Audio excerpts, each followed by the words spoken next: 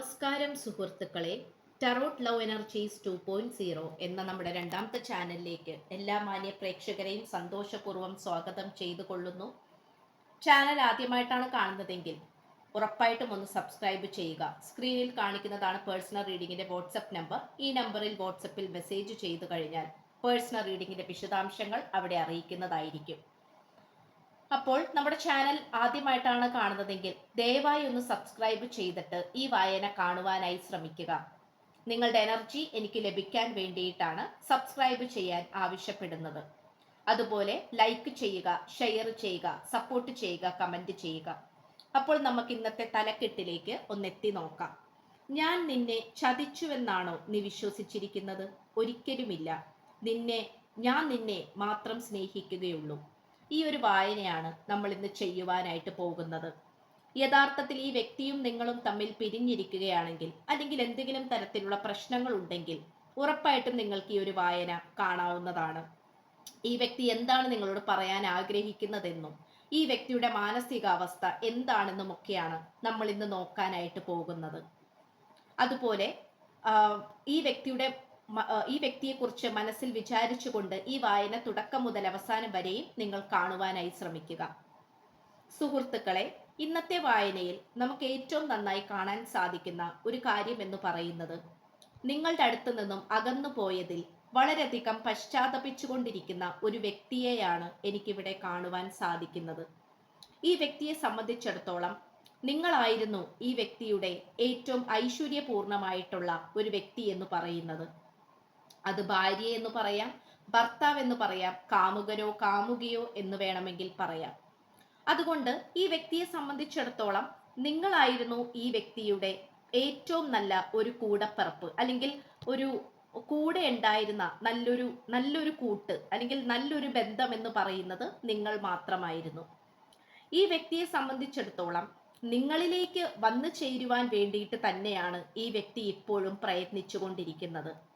പലവരും പല രീതിയിലും പല സാഹചര്യങ്ങളിലും ഈ വ്യക്തിയെ വേദനിപ്പിച്ചുകൊണ്ടിരിക്കുന്നുണ്ട്.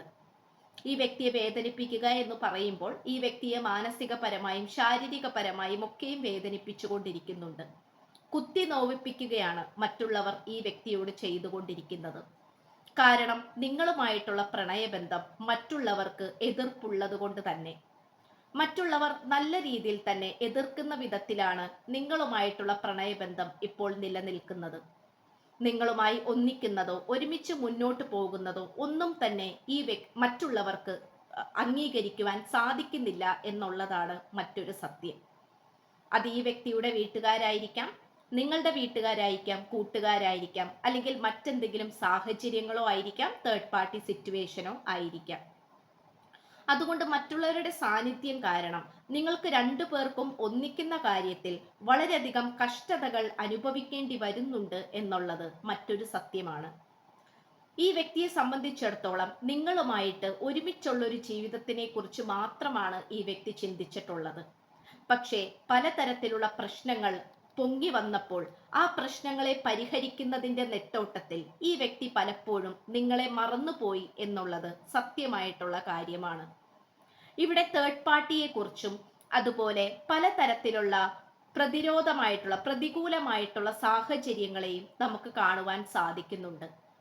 അവയെല്ലാം നല്ല രീതിയിൽ തന്നെ പരിഹരിക്കുവാനും സമാധാനപരമായി പരിഹരിച്ച് മുന്നോട്ട് കൊണ്ടുപോകാനും ഈ വ്യക്തി താല്പര്യപ്പെടുന്നുണ്ട് എന്നുള്ളത് മറ്റൊരു സത്യമാണ്.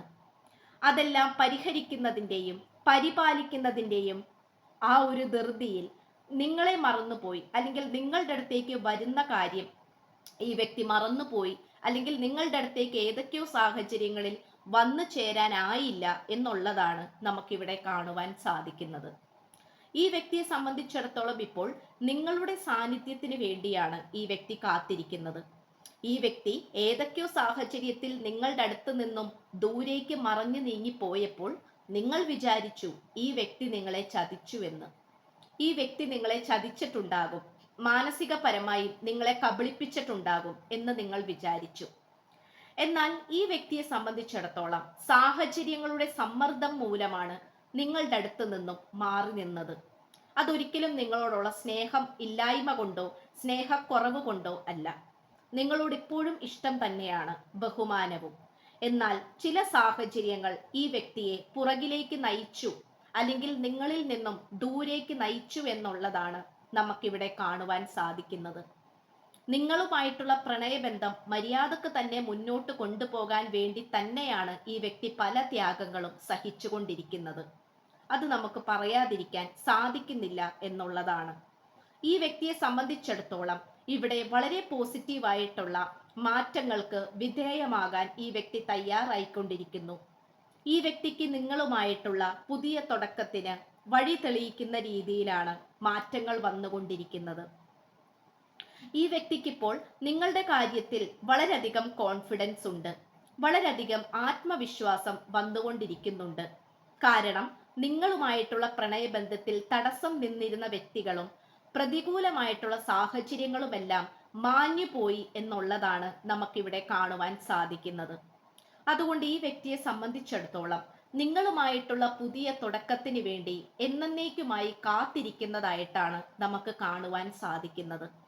ഈ വ്യക്തിയെ സംബന്ധിച്ചിടത്തോളം നിങ്ങളുമായിട്ടുള്ള പുതിയ തുടക്കത്തിനെ വളരെ പോസിറ്റീവ് ചിന്താഗതിയോട് കൂടിയും മുൻകരുതലുകളോട് കൂടിയും വളരെ ആവേശത്തോടു കൂടിയുമാണ് ഈ വ്യക്തി നോക്കിക്കാണുന്നത്. നിങ്ങളുമായിട്ടുള്ള പ്രണയബന്ധം അത്ര പെട്ടെന്ന് അങ്ങോട്ട് മറന്നു കളയുവാനും ഉപേക്ഷിക്കുവാനും സാധിക്കുകയില്ല എന്ന് ഈ വ്യക്തി തിരിച്ചറിയുന്നു. ഈ വ്യക്തിയെ സംബന്ധിച്ചിടത്തോളം ഇപ്പോൾ നിങ്ങളുമായിട്ടുള്ള മാനസികപരമായിട്ടുള്ള അടുപ്പത്തിന് വേണ്ടിയിട്ടാണ് ഈ വ്യക്തി ഇപ്പോൾ താല്പര്യപ്പെട്ടുകൊണ്ടിരിക്കുന്നത്. അതിനു വേണ്ടിയിട്ട് നിങ്ങളുമായി സംസാരിക്കണം, ഒരുപക്ഷെ സുഹൃത്തുക്കൾ വഴിയെങ്കിലും നിങ്ങളുമായി കണക്ട് ചെയ്യണമെന്നും കോണ്ടാക്ട് ചെയ്യണമെന്നും നിങ്ങളുമായി മനസ്സ് തുറക്കണമെന്നും ഈ പേഴ്സൺ ആഗ്രഹിക്കുന്നുണ്ട്. ഈ പേഴ്സണെ സംബന്ധിച്ചിടത്തോളം നിങ്ങളുമായിട്ടുള്ള പോസിറ്റീവ് എനർജി എത്രമാത്രം ഉണ്ടാക്കിയെടുക്കുവാൻ സാധിക്കുന്നുവോ അത്രമാത്രം ഉണ്ടാക്കിയെടുക്കണമെന്ന് ഈ പേഴ്സൺ താല്പര്യപ്പെടുകയാണ്.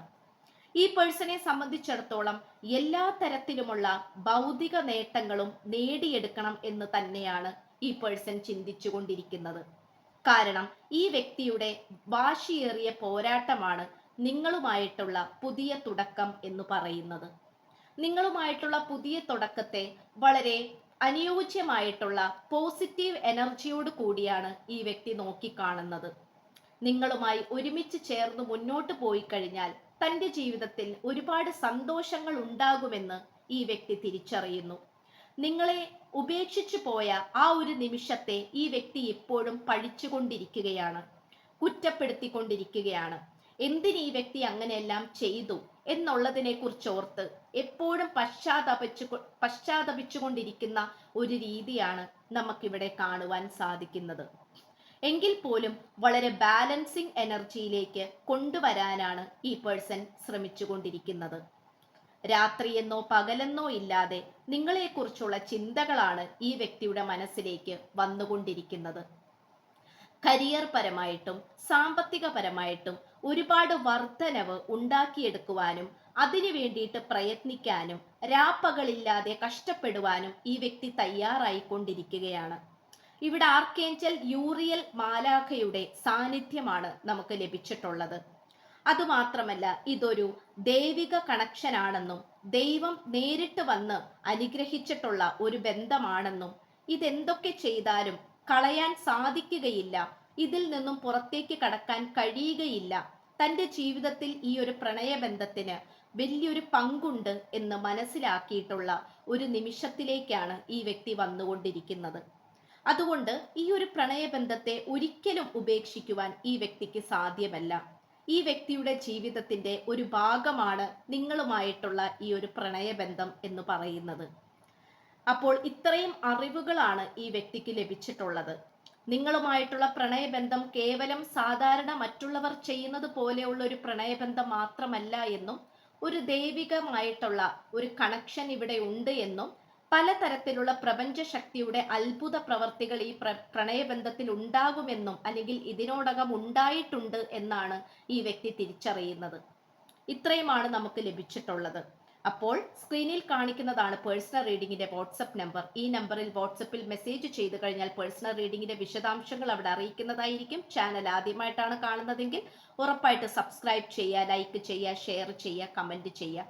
അപ്പോൾ പുതിയൊരു അധ്യായത്തിൽ കാണുന്നതുവരേക്കും എല്ലാവരും എല്ലാ മാന്യ പ്രേക്ഷകർക്കും എൻ്റെ വിനീതമായ നന്ദി, നമസ്കാരം. God bless you.